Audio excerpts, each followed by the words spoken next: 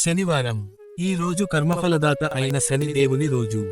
ఈ ఒక్క రోజున సరిగా పూజ చేస్తే మన జీవితంలో ఉన్న కష్టాలు, అడ్డంకులు, శని దోష ప్రభావం క్రమంగా తగ్గుతాయి.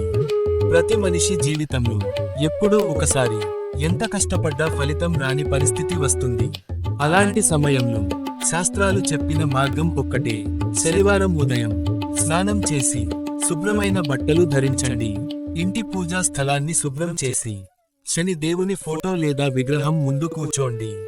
దీపారాధన ముందుగా నువ్వుల నూనెతో దీపం వెలిగించండి. ఈ దీపం శని దేవునికి అత్యంత ప్రీతికరమైనది.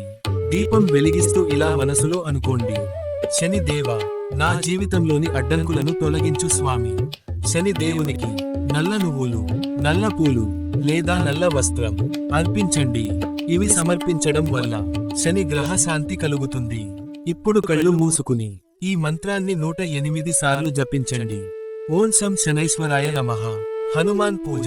శని దేవుడు కూడా హనుమాన్ స్వామిని భక్తితో ఆరాధిస్తాడు.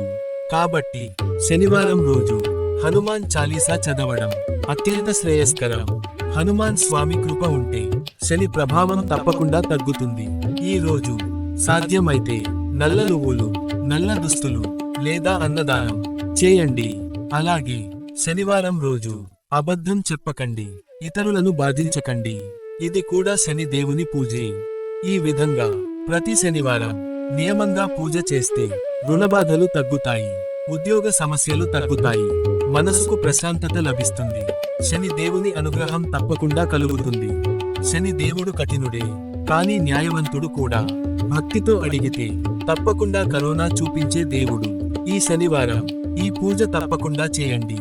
శని దేవుని కృప మీపై ఎప్పుడూ ఉండాలి. జై శని దేవా, జై హనుమాన్.